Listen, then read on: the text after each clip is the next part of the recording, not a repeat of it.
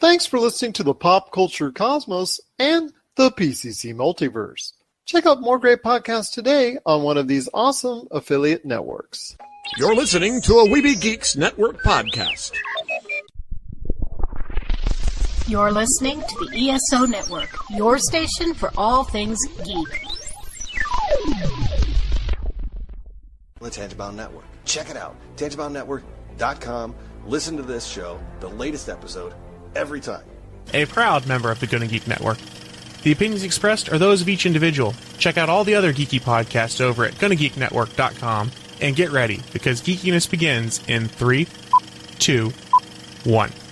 On this week's episode, just how incredible was The Incredibles 2?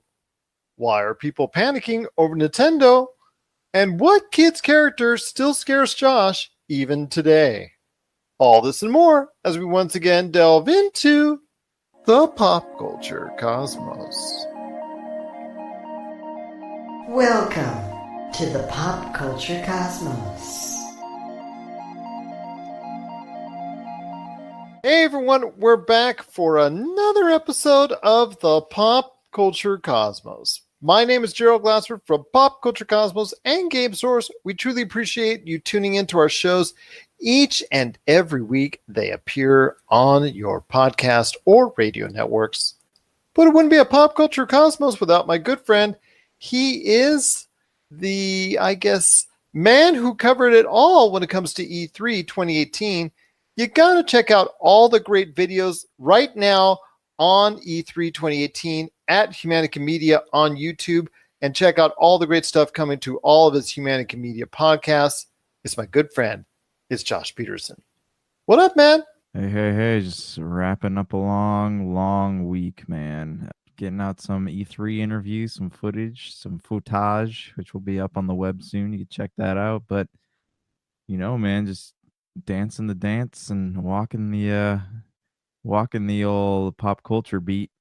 Well, I'll tell you what, there are over, I think, 20, last time I checked, different gameplay videos from the floor at E3 2018 that you can check out right now. It's at Humanica Media on YouTube, and you can check out Mutant League Football. He covered the Adventure Time game, Trials Rising, Call of Duty Black Ops 4, Kingdom Hearts 3, Spider-Man, Valkyria Chronicles, Mega Man 11, Skull and Bones, Dragon Ball Fighter Z, My Hero 1's Justice, Divinity Original Sin 2, Shadow of the Tomb Raider, and even more than that.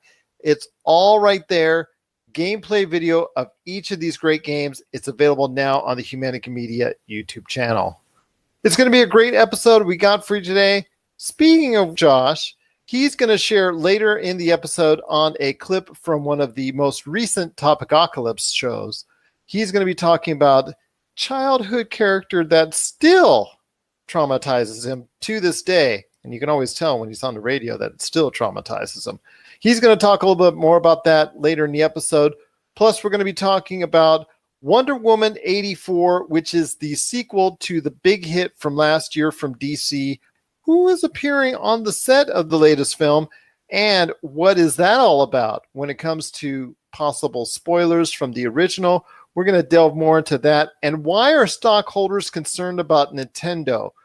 That's also going to be something we're going to bring up later in the show, because Nintendo shares took a nosedive right after the conference, and we're going to touch on that a little bit more here later in the program. But first, Josh, Incredibles 2 had a huge, absolutely huge opening for an animated film. It is now in the domestic marketplace the biggest opening by far all time as far as an animated film, garnering an estimated $180 million here in the U.S. So I ask you, Josh, with all that said and done here in the first weekend for the film, it looks like it's really going to be a big hit. A+ cinema score, great Rotten Tomatoes and Metacritic scores. I've actually seen the film myself and have a lot to say about it, but I want to hear your thoughts first on the phenomenon known right now as The Incredibles 2.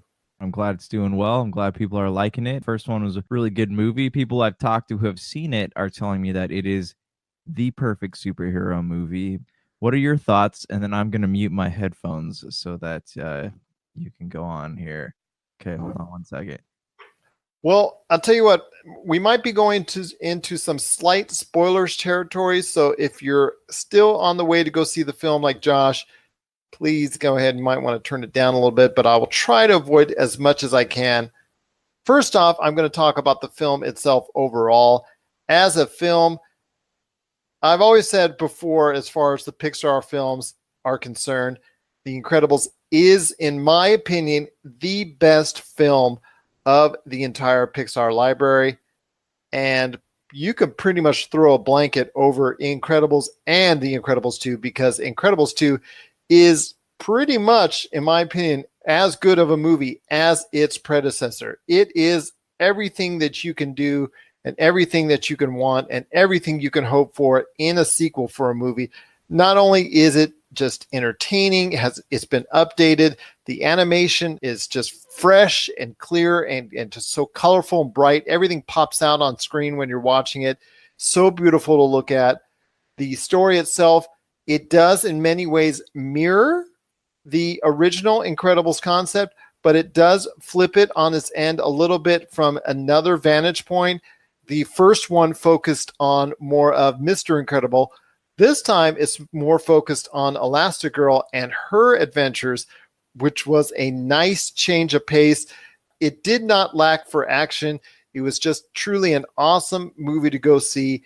And it just, as far as what you're going for, as far as the whole family concerned, Mr. Incredible taking on his own adventure, trying to take care of the kids in a role reversal that demonstrates a lot more of what today's society about, the changing roles as far as parenthood and the whole family concept are concerned. But even with all those changes and things flip-flopping where the father takes a new role, mother takes on a new role, these things are just really mesh well together, but the importance of family is still there. There are new characters introduced, the new enemy that's introduced, the Screen Slayer. That part of it, as far as it doesn't get really delved into very much, because it turns out to be a little bit of a surprise on who that actually is.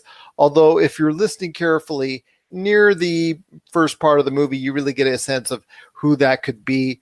So I'll tell you what, it is truly a great concept for a film. It should have come way sooner than 14 years later after the original, because this movie is just a fantastic ride from beginning to end.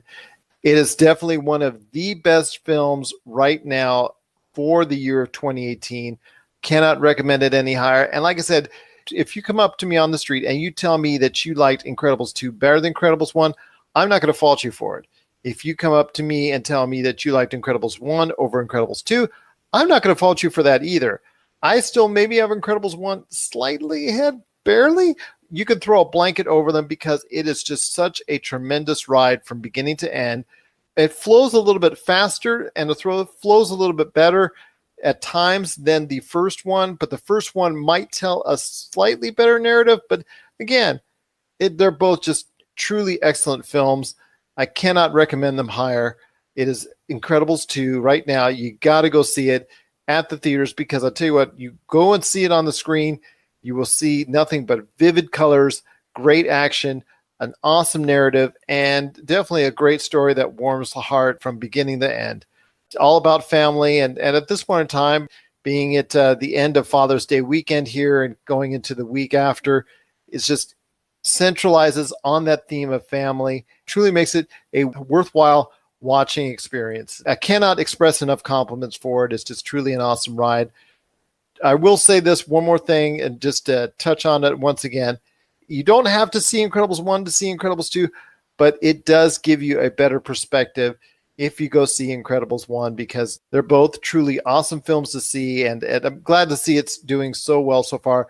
Right now, it is the biggest hit all time as far as a start for Pixar, and I couldn't be happier for them, because they really have done an outstanding job of making a sequel definitely worth watching.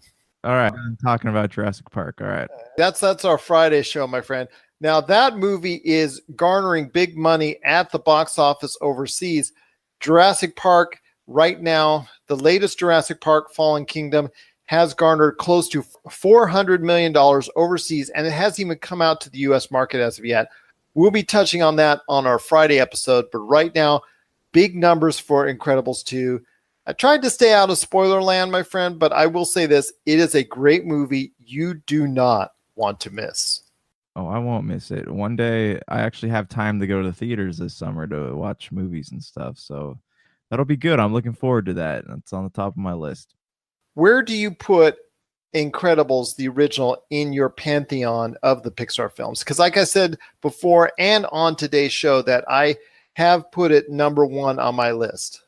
Yeah, I'd say it's number one. I'll be completely honest with you, though. I'm not a huge Pixar fan. I like Toy Story. I like the, Incredibles. I liked, is Coco Pixar? I want to say, okay, I like Coco. But I'm just not like a Pixar fanboy, though. I'm not into like Finding Nemo, Cars, stuff like planes, whatever. But yeah, no, it's definitely at the top of my list. It was always one of my go-to movies whenever I wanted to watch something. So there's that. It has come out 14 years later. I think it should have come out sooner. I'm glad to see, though, it's getting the reception critically and financially that it deserves, because not only for my friend that works at Pixar, but also the fact that it's just a great movie and an outstanding ride from beginning to end. Let me know what your thoughts are. We can go into more spoilers, details as far as the criminals, the people who help, the new guest stars as far as that are involved, the new heroes and villains involved in the film as well, because that's something I want to delve more into. Hopefully when you get a chance to see it, we can talk more about that. But I think you'll enjoy it. And I think, like I said, what to me stood out the most as far as not only the great story, but the crisp animation looks better than ever from Pixar. Yeah, it's one of those because I mean the animation, the first one holds up really well. So I imagine the just from what I've seen the trailers, the new one looks pretty good too. Okay, what was the gap between them though? Did this one take place right after the last one, or was there some kind of like 10 years later? No, there was no 10 years later. It actually took, like, I will say, and this is not too much of a spoiler because it pretty much hints to that in the trailers, that it does deal with the Underminer from the ending of the original Incredibles, and it picks it up pretty much from there and delves story-wise right from there. It does focus on the act that in the first one, if everybody has seen the first one, there is a law that prohibits any superhero efforts from any superheroes, pretty much banish them. So they address that issue in one way or the other during this movie, and that's a big part of the movie, as like it was in the original as well. So they don't stray too much from what people already know from the original. It does help if you see the original, but it does set you up very nicely for the second one if you have not seen the original. So you're not going to be too lost if you haven't seen it. So it's just been like I said, it's a great ride from beginning to end. The crowd was clapping and cheering when they finished seeing the film, and that to me is always a great sign when people are actually getting animated over a film from beginning to end and enjoying that. And it wasn't just kids too. Yes, kids were in the theater laughing, expressing their laughter, and very expressive as kids can be during the time watching. And yes, it's a little bit distracting, but hey, they're enjoying it. So there you go. But adults as well were enjoying it, and I think it relates on all levels to any age group. But can I say this, my friend? Keep an eye on Jack, the youngest of the Parr family, and the baby in the group, because as the trailers have indicated, he plays a big part in this movie as well. Just really a great time overall. And I want to ask you this, my friend. Like I said, it's off to a $180 million start. Do you think, and when all said and done, it's going to outpace all the Toy Stories and Finding Dory and Finding Nemo, all of them, to be the biggest hit Pixar's ever had? Well, at this rate, if the number you're telling me some of the numbers, and at this rate, at this pace, if it keeps it up, yeah, I think it will, because people, like I said, it is impressive that 14 years later, this many people have wanted to see this movie, and it's making this much money. So it could do that and more. We don't know yet. Yeah, we'll see, man. I mean, even with, because I know like the Toy Story movies, what they they're, the later ones had mixed reviews. So this is just kind of goes to show you that people have a lot of goodwill towards this series. And yeah, I think it could do excellent box office numbers. Do you think the success of this movie right now, not to mention anything that Ant-Man and the Wasp or anything that comes out now until later at the end of the year for Disney, do you think that the success of The Incredibles 2 washes out the stain and any bad stigma right now going for Disney because of the poor showing by Solo, A Star Wars Story? I don't honestly, like, with that whole thing, I don't think that there's bad will towards Disney for Solo. I know a lot of Star Wars fans who actually really like the movie, and people who don't like Star Wars like the movie. So I think it's just a bad marketing, and you have, your trolls and your Metacritics kind of messing with that one. When it comes out on DVD, I'm curious to see what or DVD, digital, whatever. I'm curious to see what the Redbox numbers are, what the rental numbers are, because I'm sure people are going to want to see that movie eventually. But they're two different kinds of movies. It's a Star Wars. Obviously, people aren't going to stop watching Star Wars because Incredibles is out, but I don't know how much bad will was like. I just heard about the Instagram stuff with the actresses and all, or the people in the movie and all that. But yeah, it's people love Disney. People always love Disney. It's a weird thing, no matter how many flops Disney makes, people will always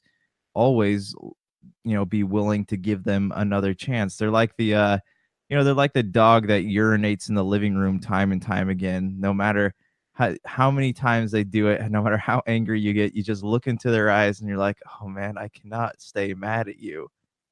I'm sure you do that on a regular basis yourself at your house. Oh yeah, when my dogs poop and they kick dirt into my face. Yeah, that's fun.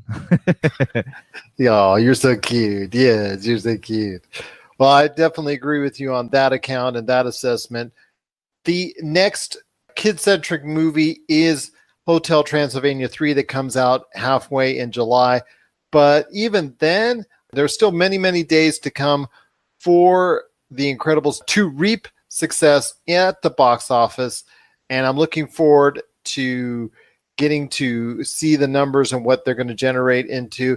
And even when it comes to Hotel Transylvania 3 that comes out, it's more of a kids movie than it is a all ages movie. Incredibles 2 seems to translate to a larger, broader audience that I think is going to be going to it, especially with that A+ cinema score, the strong Metacritic and Rotten Tomatoes rating, and all that goodwill that's heading toward it. And like you said, I'm surprised it's held up over the 14 years that people still love it and still care about it and are so excited to see it. So I'm with you on that. I think it could reach $1 billion and be eventually the biggest Pixar movie of all time. What are your thoughts on Incredibles 2? Are you excited to see it? Have you seen it already? Please share us your thoughts. popculturecosmos@yahoo.com. Also as well, Pop Culture Cosmos, Humanity Media, and Game Source on Facebook and Twitter as well. Well, like I said, we're going to have a great show here for you today. Speaking of Pixar, we've got Rob McCallum coming up in the Cosmic Crossfire. He's going to be talking about Pixar as well with John Lassiter, how his troubles with Pixar and his impending exit, how that affects Rob in the way he perceives Pixar movies. He's going to be talking about that. Plus also as well, we are going to be talking about Wonder Woman 1984 and why stockholders are concerned over Nintendo. And of course, have a clip from one of the most recent Topicocalypse shows where Josh kind of lets the world in on a little bit of a secret that's haunted him for a long time now about one of his childhood video stars of his distant past. So he's going to be talking a little bit more about that with the guys from Topicocalypse later in the show. I will say this. The one that traumatized me when I was a kid, gee, that's kind of tough because that was the 70s. Shows you how long ago that was. You know what? I'd probably say it's Wile E. Coyote, and that's because I was so traumatized because the guy can never catch a break. And I thought about, that was pretty bad. If I walked through life and I could never catch a break like that, even if I kept buying stuff from the Acme factory and all that, really be up a creek on that one. So you ever see I think his I want to say it was Family Guy or something, where they were saying like what would happen if Wile E. Coyote actually caught the Roadrunner, and then it shows him like He wouldn't know what to do. He wouldn't know what to do. yeah, it just shows him going about like a 9-to-5 job, and then eventually he's like just doing life, and he's just completely bored all the time, and he loses purpose. And when you're a kid in the 70s, you don't really have much to draw on that type of ilk. Maybe some of the stuff from H.R. Puffin stuff, kind of psychedelic and weird in so many different ways, might reach there, but that was like live action stuff, like you talked about with your little scary creature from the past. But I will let you talk more about that coming up here in the show. It is definitely going to be an awesome program indeed, but it all starts with Rob McCallum in the middle of the Cosmic Crossfire coming up next. This is the Pop Culture Cosmos.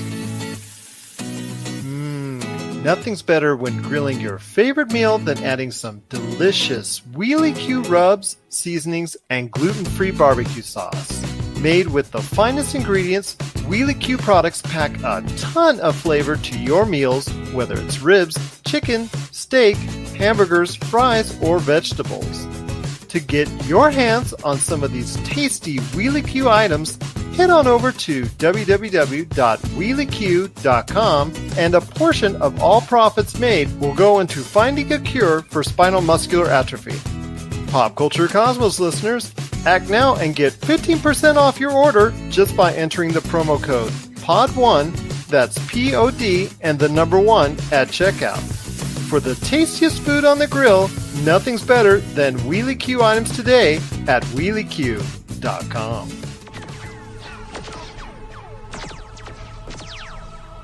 And we're back with another edition of the Cosmic Crossfire. It's Gerald coming right back at you here along with my good friend.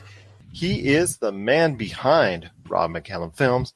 You gotta check out everything at robmccallumfilms.com.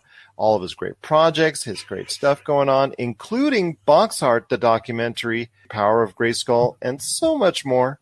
It's my good friend. It's Rob McCallum. What's going on, man? And the first thing I want to talk about is John Lassiter. A few shows ago, we talked about Lassiter possibly coming back. Should he come back? Which was the worst idea, I believe, was the segment that we first talked about it.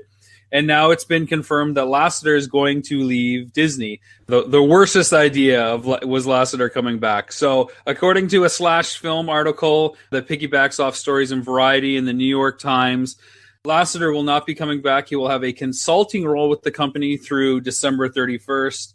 The article continues to go on to say Disney has yet to announce a permanent replacement for Lassiter, but Jennifer Lee, who's the director of Frozen, and Pete Doctors, director of Inside Out, are both expected to take on increased responsibilities, with Lee handling Disney animation duties and Doctor handling Pixar. The question I've got, the impossible question, Gerald, is how do you move forward if you're John Lassiter? The answer to that is you really don't. Pondering about the mistakes that you made while you were running Pixar. So I think there is no happy ending to this because obviously of what took place, there should be no happy ending. And at this point in time, it's just going to be something that we all have to move on from in our own way. And Pixar, as a company putting out great properties and trying not make the same mistakes as a company for Disney and Pixar. Yeah, I don't know that anybody's ever concerned about Lassiter's financial future. With the sale of Pixar alone, he's stood to make a lot of money there. Plus, he's probably got royalties on the films that he at least directed, if not executive produced up to this point. So he's always going to have a bit of a coin bank coming in every quarter at the very least. How do you get out of bed knowing that you don't have anything to look forward to anymore? Well, unfortunately, like I said, it's self-made. This problem has been perpetuated by his own mistakes and his ignorance in regard to that issue. I mean, I don't feel sorry for him at all. You know what I mean? I don't feel sorry for him. I'm not trying to say he's a victim. I just wonder, when we think about the human condition, how do you go on? Is this, another case where, this person might have to be on the suicide watch list because what is he going to do with the rest of his life? He's seen his best years. It's a little bit like Orson Welles in that Welles came out into the film industry making the biggest film of all time at the very beginning of his career, and everything else was downhill. At least Wells got to continue making films on his own terms, more or less, until the end of his life and career. Lassiter doesn't even have a chance to do that unless he's sneaking something in under the table or behind the scenes. But who's going to take a chance to get affiliated with a guy like this? And I only ask this question because I'm a creative just like he is. So when I get up every day, the wheels are turning. I'm getting excited about different ideas. Just before we went on the air, I was writing 2 short films, just doing some outlining for them because I got some potential irons in the fire and a little teaser for everybody out there. John Lassiter's got nothing. He can't even do that because everything he touches is tarnished, very much like Bill Cosby or Harvey Weinstein, or pick somebody else that's in the same conundrum. And I just wonder, how do you possibly move forward as a human for the rest of your life, knowing that you got family and kids, and what is this family and kids going to have to go through?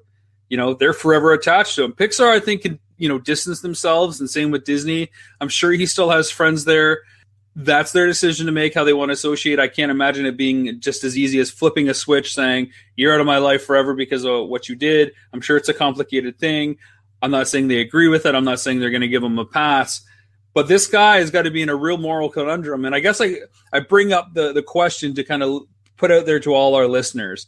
Really think before you do things, because all it takes is one bad decision to change your entire life. Sometimes for the good, but a lot of the times for the bad. And for a guy that had so much promise, that was a pioneer, that got special Oscars giving to him for the work that he had done, I can't imagine a steeper fall from grace than what he's about to go through. And in some ways, it's at least on the same level, if not worse, than what's happening with Harvey Weinstein, who's just, a complete scumbag, it sounds like, from beginning to end. But everybody knew he was a scumbag. He was, a power monger, control freak. Lassiter, he comes across almost like with a childlike innocence because of his enthusiasm for the properties, and now he doesn't even get to do anything out there. There is no lesser of evils here, folks, but I wonder, how do we move on when we're in these situations, and how do we feel about his films in the past now? Are we allowed to like them again? Are we allowed to laugh at The Cosby Show? Are we allowed to enjoy anything the Weinstein Company has released? Or is it forever tainted?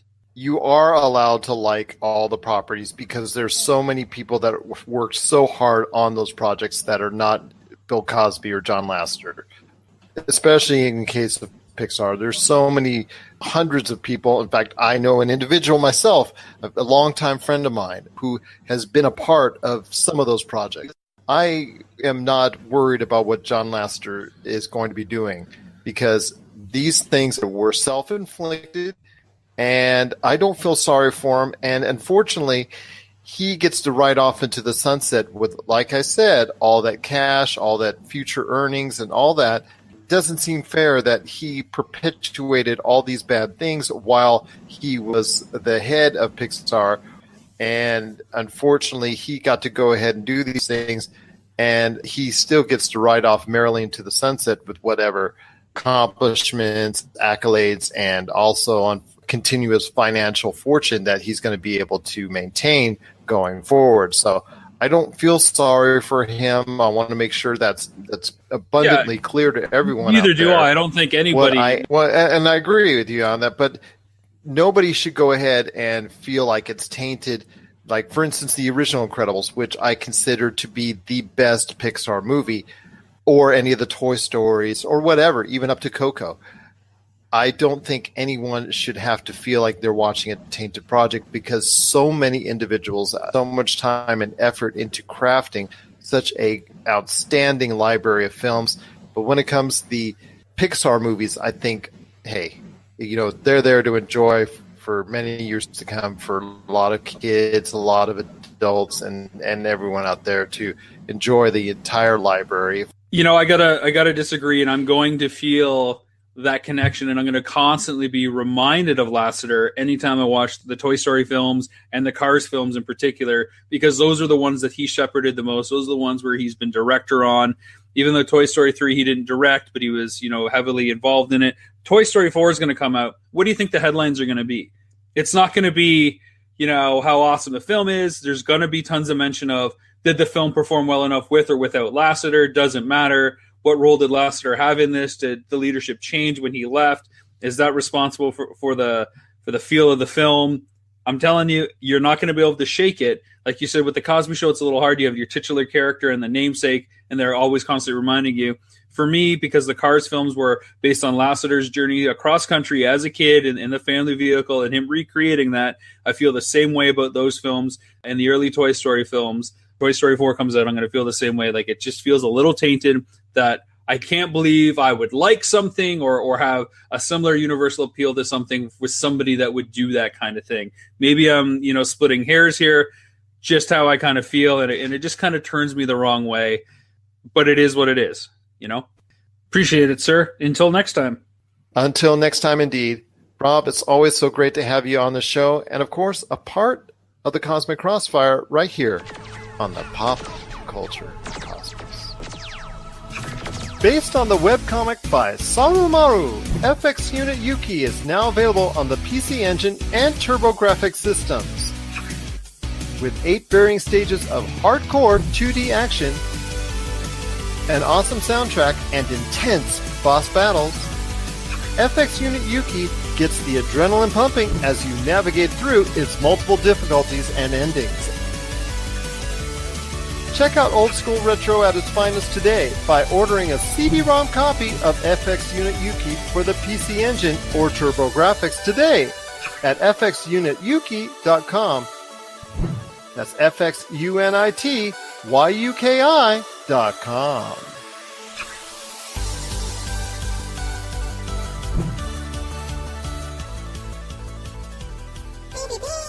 And we're back with the show. Just want to let you know we're on online radio 7 days a week on awesome radio stations all over the internet. Plus, we're on over 30 different podcast networks. Just look for us on the Pop Culture Cosmos channel on any podcast network or podcast app you like. Plus, also as well, you can check out our entire radio schedule on our Pop Culture Cosmos Facebook page or our Twitter as well, at Pop Culture Cosmo. Josh, I know you got a great thing going on with Humanica Media, so share with us, my friend, outside of those awesome array of E3 videos you get to show everyone, what's going on with your place known as Humanica Media. We have a new Topicocalypse that has me and Chad, or Chad and I, for you grammar people out there, talking about E3 2018, some of the things that we saw. And it was weird because as I was editing this episode, I didn't realize how many things were under embargo that we couldn't talk about, but we talked about anyway. So I had to go through and cut all these conversations out. So it was a significantly long episode when it started. Isn't it a pain in the side? Oh, yeah. And that because I went back and I checked my email box and I saw that they were sending me emails to remind me, hey, this says any coverage of this is embargoed until such and such. And I just had to roll my eyes. But yeah, so that's coming out. And, we're back on the Podcast Radio Network. We'll have a special show for you on Tuesday night. Tuesday night, 7 p.m. Eastern, 4 p.m. Pacific on the Podcast Radio Network. Plus, check us out there every Monday and Friday with the Pop Culture Cosmos and the PCC Multiverse. Josh, I know you got a chance to see some set photos already because they're already starting to leak out. People are getting excited again over the next movie in the Wonder Woman series. The only movie from DC Films that seems to be garnering any positive momentum at this point in time. It's going to be called Wonder Woman 84. Wonder Woman, basically 1984. So I guess that's the time frame we're dealing with not only her and not only Kristen Wiig, who's going to be playing her adversary, the Cheetah, but as the director, Patty Jenkins, showed us, there might be another individual showing up that we're familiar with as well. Who, pray tell, showed up on the set this week and showed up in one of the action stills from that movie? Sir Christopher Pine of Wonder Woman 1 fame. First of all the stuff I'm seeing of Aquaman looks really good, so I hope that holds up to the expectations. Second of all, Chris Pine, how is he in this movie? What is going on? Everyone's predicting some kind of like time warp or some kind of time travel or something. I don't know, but like I'm just trying to figure out theories, because if he were, if he didn't die, something had to have happened. Was he frozen? What happened? We don't know, because if he if he didn't, he's just kind of chilling all these years, he'd be a lot older than what he looks right now. So maybe this is like a from a dream sequence, and she's imagining what life with him would have been like. I don't know. Tell me your theories. Well, first of all, in the TV show and in the comics, they've had a situation where they've had Steve Trevor have a lookalike basically be the son. But that still doesn't make very much sense because they didn't have a son together. So I don't know about that. He didn't say he had any previous relationships or anything in the first movie. So again, that kind of makes it kind of weird. Could be a flashback of some type. But we do know one thing. There is no Steve Trevor in the current Justice League timeframe. I watched Justice League last night. Again, I've seen it. It's actually better the second time around to me. I thought it was more palatable than the first time I saw it in theaters. But at this point in time, if you're going to stay within that time frame or under, you're going to keep that what they are talking about, her and Ben Affleck and Henry Cavill and Aquaman and all that. If you're going to keep all that tied into each other, then there is no Steve Trevor in our current time frame. Even if Steve Trevor, who is played by Chris Pine, if he does something, if he reappears or hits his son or descendant or some type in that movie in Wonder Woman 84, something happens to him in that movie that he doesn't make it to our current time frame some 35 odd years later, roughly. Yeah, it's all very interesting. I had read another theory saying that this is going to help tie in the Flash movie, something about the Flashpoint or what. They're not doing Flashpoint anymore, but there's gonna be some kind of tie-in to the Flash that's like, oh, people can travel through time and stuff or what. Now, I don't know, man. I'm excited to see what happens, but I right now I have no idea what that can mean, because if you did the ice thing, one, where'd the ice come from? Who did someone collect his body or what happened with that? Two, that's just one more thing that makes Wonder Woman like Captain America. So it's exactly. And on top of that, when you watch Justice League, you see so many similarities to the Avengers and Captain America and all that in the first place that you want to try and veer away from that as much as you can. I know you only can create up and think up so many scenarios that are in somewhat of a similar fashion to the Marvel Universe. But when you watch Justice League, one of the detractions from it is the fact that they have mirrored in so many different ways the same things that were done in the Avengers and Marvel Cinematic Universe. And now you're doing the same thing again here with Justice League and all that. And now if you're trying to say something about Frozen and things of that nature in Wonder Woman 1984, like you said, that's just going down that same road as Captain America. And I don't really think they're going to be doing something like that. Yeah, because they've already been critiqued on that, or critiqued, but yeah, I guess critiqued would be the word. Yeah, they've already. Oh yeah, they've been critiqued all right on that. People are already very critical, so I mean, it's. I don't think at this point ripping off ideas from the MCU is something that would be in their best interest. But again, how is this possible? Is it? And I really, my next thing is like, I hope it's not some kind of shapeshifter or whatever, because I think that shape-shifting villains are super lame, and I don't want to. My theory is that maybe he's, it's like a hallucination or something, or like a dream, but that's all I can really come up with at this moment. I guess we'll have to wait and see. Do they know when there's a trailer dropping for this? Because the movie's supposed to come out in 2019, right? Yeah, I would not expect it until November, December for a trailer for it, personally, because like you said, it's not going to come out until 2019. So I'm going to say you're not going to see anything until November, December. They're certainly not going to do a Star Wars story where they put it out the last minute and wait for the Super Bowl. They're going to put out at least a teaser trailer at some point before the end of 2018, don't you think? Yeah, I would hope, but at the same time, look, we're getting Aquaman in December, and we still haven't gotten any kind of teaser or anything for that movie. I know that there's been a history of DC producers like being told not to say bad things about movies before they come out, but like, one, James Wan is actually not a bad director. Two, the people who are saying the movie is good are people who, they have pretty good reputations, and I don't think they would lie to us. So I'm feeling like Aquaman might be the first male hero movie that didn't get screwed up. But I actually like Man of Steel, so I might be alone on that island. But this might be a good follow-up. Well, I got news for you, my friend. Both that kind of surprised me too. I haven't thought about it since they first originally announced it, that it's over a year in the making as far as Wonder Woman 1984 is concerned. So we might not actually see a teaser trailer until 2019 because it's not coming out till November of next year, which to me is kind of strange because I think that it should be like a summer or spring movie. But hey, they obviously know what they're doing with Wonder Woman, so I'm not going to pretty much argue about that one. The rest of DC films, that's all up in the air. But I will say this. This wasn't a photo or a captured image that was rushed off the set, that was taken by a journalist or taken by a fan or taken by.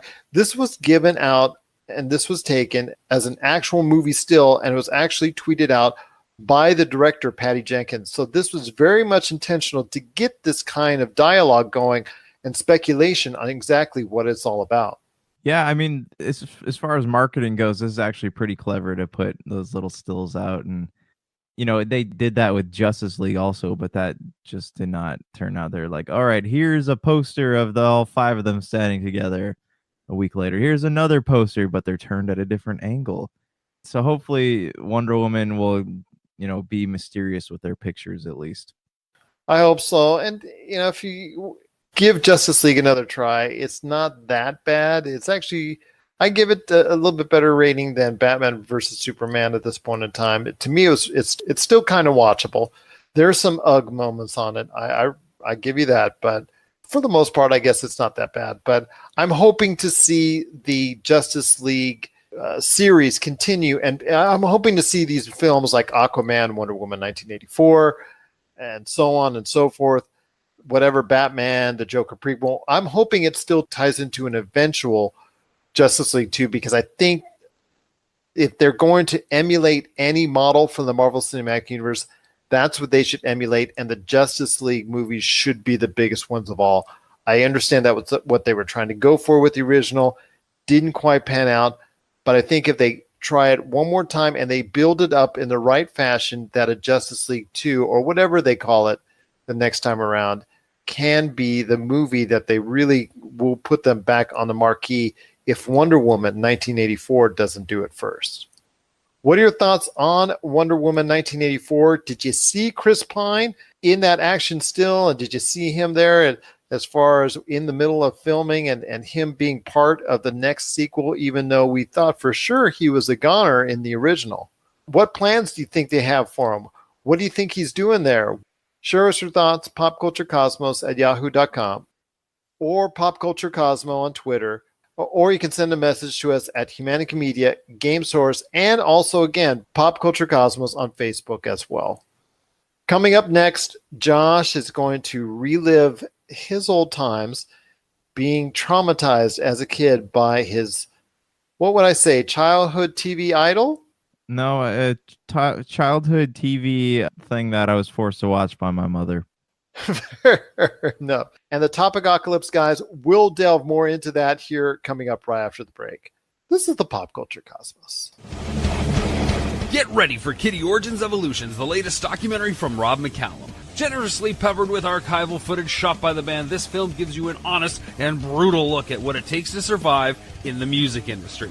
Order the DVD, Blu-ray, and live CD triple pack that features recordings from throughout their 20-year illustrious history from RobMcCallumFilms.com. RobMcCallumFilms.com, your place for awesome stories about awesome people and films worth watching.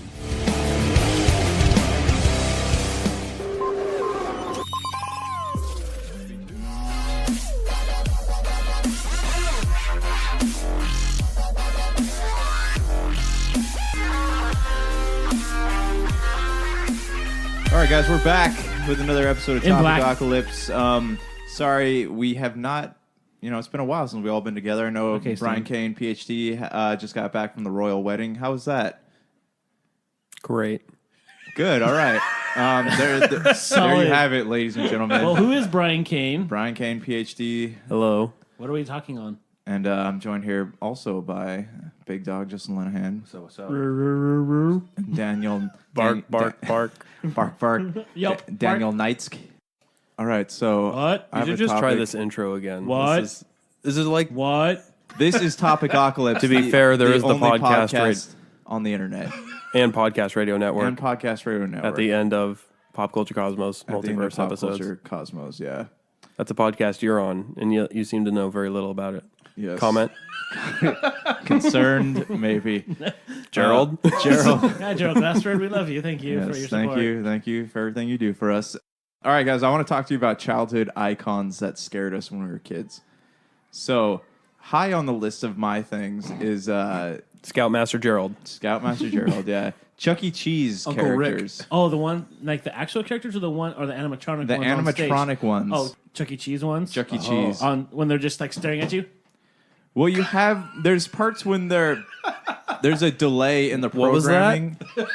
I wish we had video. Yeah, have you guys That's how they look, dude. They're like staring into your soul. You can imagine how creepy a robot from Chuck E. Cheese was, and Denial did a great impression. I try. You The should creepy part you is should when they're- capture that on a boomerang and put that up on our social, Josh. All right. Dude, the part I where don't know how to they're do not that. moving at all at the no show, but they blink randomly. Yeah. Or their eyes will move. Yeah. Have you guys seen like the original Mickey Mouse from the 50s? Oh my Yeah. God. Yes. It was just a guy in like pajamas, right? Terrifying. That is what nightmares are made out of. Buddy. So do you guys have any like things from your youth that Well, you're about to. You go.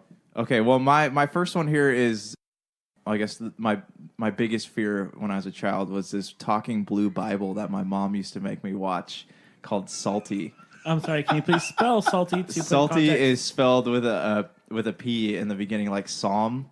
And the point of this would Pterodactyl. like pterodactyl, and the point of Salty the Bible is that he would have a. It sounds really creepy, okay, when I explain this. It really is looking creepy too. Google it, go on YouTube. So Salty would be out in the woods with a bunch of children,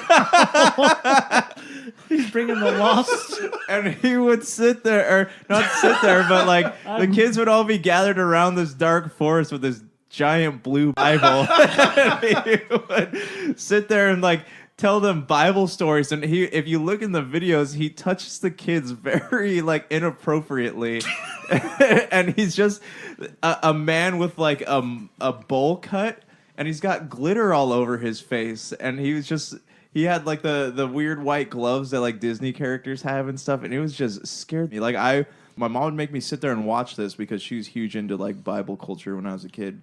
I mean, my sister would sit there and watch this. My sister absolutely loved it. She loved like Salty and the Donut Man and Sandy Patty, all these people who I look back at do like very That sounds sketchy. That sounds so bad. questionable. Yeah, The Donut Man. the Donut Man, Salty and the Donut Man. Salty and the that Donut sounds like Man. a very horrible. The Donut Man. I can't. This is awful. This is driving me Makes you crazy. uncomfortable. So my mom would make me watch these, and I had one vivid nightmare one night where I was running through the cardboard forest that is Salty's set, and he was That's some good alliteration there. he boys. was chasing me. You know what? What God's word? Yeah. I'm gonna hide. Yeah, and I think You know what? Oh, we almost had a Coke spray tail. man. Oh my gosh. Oh, and it was That's awful.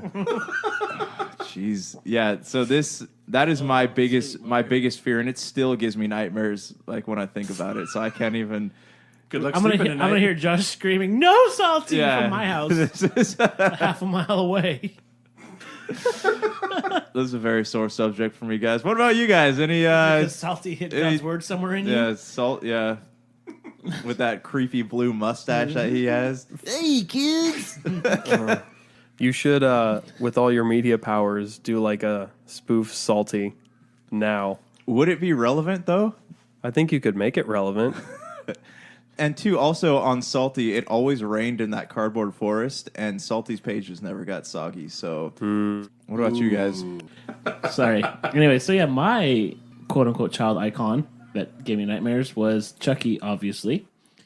But it wasn't actually Chucky. So when growing up, they had the My Buddy and Kid Sister dolls. I had a My Buddy. one night I hadn't even watched Child's Play or anything like that because I was sheltered from it. But I had a nightmare that my buddy doll came to life and was trying to kill me. Nobody else could see him moving. It was just me, and I was like 5 in the Sounds dream. like the plot of Chucky. And He was just messing with you. just coming after me. And so like they put my parents and family members like, yeah, you're crazy or whatever. They put me in like baby bouncers, and in the dream I was like 5. And Chucky You're a 5-year-old and a baby bouncer? Exactly. It was a weird dream. Bear with me. But then all of a sudden I feel him start stabbing my legs. And with I a wake with a knife. with a knife. And it's just like, and so I wake up screaming because I think that my legs are now bleeding out, and it's just all because of Chucky. But it was my buddy doll. It wasn't actually Chucky. My doll was possessed. How did that make you feel? I'm kind of scarred from it still. Like if I see one of those dolls, I'd probably lose it. Have you seen I think I threw that doll away. Annabelle? That horror movie with Annabelle with that creepy doll? So I watched a Ghost Adventures where they actually Went to the Amityville, whatever. Right, is that what they Was say? it Amityville? No, When is it? no, they did an Amityville, but no, they actually investigated the actual Annabelle, the OG Annabelle doll. Which is where it comes from, the legend. The actual doll that the legend came from. What is it? Is it all like porcelain looking like the No, one in it's the like movie? it's like a Raggedy Ann doll. Oh dang! Did you guys ever do Cabbage Patch Kids? No. I think I had one. No, my mom and dad had. I had one. My grandma, when I went up to her house in Sacramento, she had a whole like wall full of Cabbage The Patch porcelain Kids. ones? That she adopted? Yeah, porcelain dolls and like Cabbage Patch Kids. I had and pound like puppies. Those are a bad name for dogs now. Pound puppies. Things now that I think about it. But no, she had this wall of like Cabbage Patch Kids and porcelain dolls that would just like stare at me while I was sleeping. And one night I got so creeped out that I had to pick them up and move them out into the hallway. Oh, wow. Because like I swore that their eyes were following me around when I was like moving. Did you guys ever have that elf on the shelf around Christmas time? No. That's like a new thing. I never had. I've seen one. My grandmother and they're very had, terrifying. My grandmother had pixies that she would put on her on the the banisters or whatever. But that was it. But no, yeah. For your guys' view, here's the original Annabelle doll. Yeah, looks just like Raggedy Ann. So what makes it haunted? What's this? It's supposed to be possessed. It's possessed by demons. By demons. You should see Annabelle and was it not the Conjuring? Well, it was called Annabelle. I saw the no, first, but there's other movies involved with it too. I saw the first Annabelle movie, but I didn't see the most recent one. I think it is no, it's not the Conjuring. No, the most recent one is the one where they go into the actual history of it. Okay, right, yeah, I haven't seen that the one. Annabelle is the history of the doll and how like There's been so some many kid died horror or movies, something I don't like even that. remember which one. All right, guys. Well, you can find this podcast on podcast.com, Podbean, iTunes, Apple Podcasts, Google Play, Stitcher, and other great podcasting outlets around the globe. And also, we're on Facebook, Twitter, and Instagram. And we have a Patreon page at patreon.com/Topicocalypse. And Meghan Markle follows us on Instagram. Meghan Markle does follow us because, as I mentioned earlier, Brian Kane, PhD, attended the royal wedding. He knows her. He wasn't invited, but he was there. So, all right. Until next time. This was good. Peace. If you're tired of sifting through flea markets for rare and unique games, we can help. Retro City Games in Henderson, Nevada, only 5 minutes from the Las Vegas Strip, has all your favorite gaming staples, classics, and a wide selection of rare games with new stuff always appearing on our shelves. Come in and chat with Nicole or Doug about your love of games and watch as they help you complete your collection or find your childhood favorite. And don't forget, Retro City Games loves trade-ins. So if you have any Nintendo, Super Nintendo, Sega, Xbox, PlayStation, or even PC games, come in and visit Retro City Games today. Welcome to the new metropolis of gaming, Retro City Games. And we're back to close out the show. This is the Pop Culture Cosmos. One more time, this is Gerald. Thank you so much for being part of the program and listening to us and just checking in with us week after week on all of our great shows. Want to thank Rob McCallum for being in the middle of the Cosmic Crossfire. Of course, all the guys from the Topicocalypse as well, thanking them for their time for being on the show. If you want to check out all the great stuff that's going on there, Humanica Media on YouTube, or as well, Topicocalypse on so many different podcast outlets, starting with Podbean, Apple Podcasts, and more. Check out all of their great shows. These guys have a great time. They're always laughing it up, and they always go ahead and make you smile in one way or another. It is a little bit on the NSFW side, but if you're not afraid of that, it's definitely some good listening indeed. Josh, before we head on out, want to talk about Nintendo. we spoke last week after we saw the conference. I didn't think it was a bad conference at all. I thought it was a decent showing. No, it wasn't a barn burner that last year had with all the stuff going on with Zelda and, of course, Mario Odyssey right after that. But I didn't think it was a bad conference at all on their part. In fact, I thought it was the best of the three major publishers. You didn't think it was such a bad one, even though it wasn't your favorite. But after the conference itself, the shares dropped dramatically for Nintendo in Japan, dropping as much as 20%. So I ask you, Josh, stockholders are very concerned about what's going on with Nintendo, not only for this year, but going forward until another Zelda and Mario come back on their own games, stuff like that, instead of being part of something else with the Super Smash Brothers. Why do you think they were so concerned about Nintendo for this year and going forward when Pokemon and Super Smash Brothers are coming this year to the console? I don't know. This was news to me until I, did a little research on it this morning. But yeah, it turns out that the shares dropped and the people in charge of Nintendo have been notorious for not liking video games. So I don't know what's going on. Like, I thought that this E3 showing was cool. Yeah, I think the problem was like last time they had a lot of popular games. You had Mario, Zelda stuff. You had all kinds of stuff that people were looking forward to. Whereas here you have your Super Smash Brothers, you have Mario Tennis, and then the stuff on the side there are just things that nobody had really heard of. Obviously, Project Octopath looks really good, and it's got a lot of people following that game. But the other things, they had like the Xenoblade expansion, because I heard Xenoblade Chronicles wasn't really that great and didn't really review that well. But there's just not a lot of they had their two big announcements, like their two big characters, but there's not really any solo outings for any of these characters. Like, that's what people like to see. Mario Odyssey, like to see their Zeldas. They like to see their their Donkey Kongs. I was surprised that they didn't have a new Donkey Kong game coming out. Like, that was a big shocker to me. But you would think that with Super Smash Brothers and Pokemon coming out, that would be enough to carry them into next year. There were a lot of titles that maybe the regular stockholders and shareholders weren't as familiar with. I can understand why a lot of people are upset. I know when I spoke to Douglas and Nicole from Retro City Games, who went down there at E3 2018, they were kind of on the fence themselves on what Nintendo was showing out there, including the Super Smash Brothers, because, like I said, it's not entirely a new game, but it kind of is a new game. So it's kind of weird how they're doing it, because we were worried, I know for a long time, you and I, is this new Super Smash Ultimate going to be something that is an entirely new game, or is it something that's borrowed from the past? And it does look like it's a little bit of both. But Pokemon is still coming to Nintendo Switch later this year with the new free game that's available already, with the response on Fortnite coming to Nintendo Switch. I think the shareholders should be really excited about what's coming to the Nintendo Switch and what just came out on the Nintendo Switch, with also Pokemon on the way in November and Super Smash Brothers Ultimate right after that. They shouldn't underestimate Pokemon, because I think that's a big part of Nintendo's portfolio and should be important to all the stockholders that are concerned about Nintendo's future going forward. What are your thoughts on Nintendo's 2018? Are you troubled by maybe the lack of announcements that you wanted to hear, or are you excited for what they have coming out for the rest of 2018? Share us your thoughts, popculturecosmos@yahoo.com. Also as well, Pop Culture Cosmos, Humanica Media, and Game Source on Facebook and Twitter as well.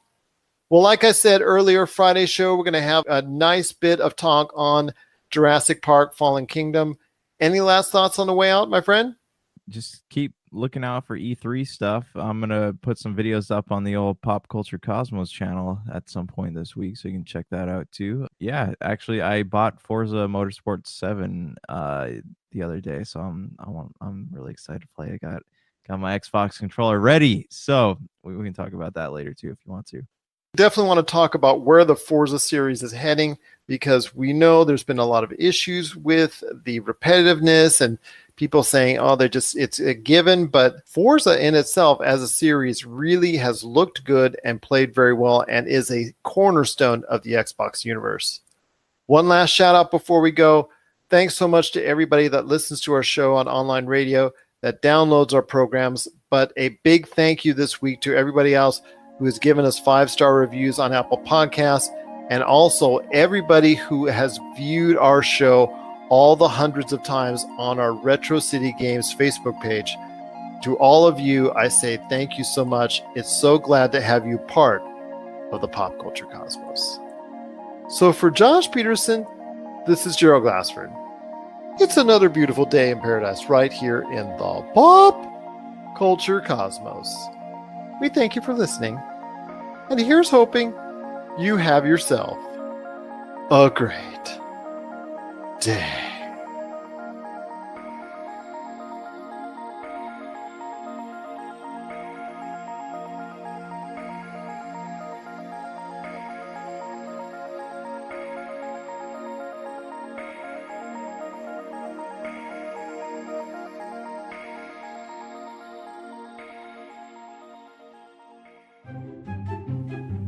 What is the Geekly Oddcast?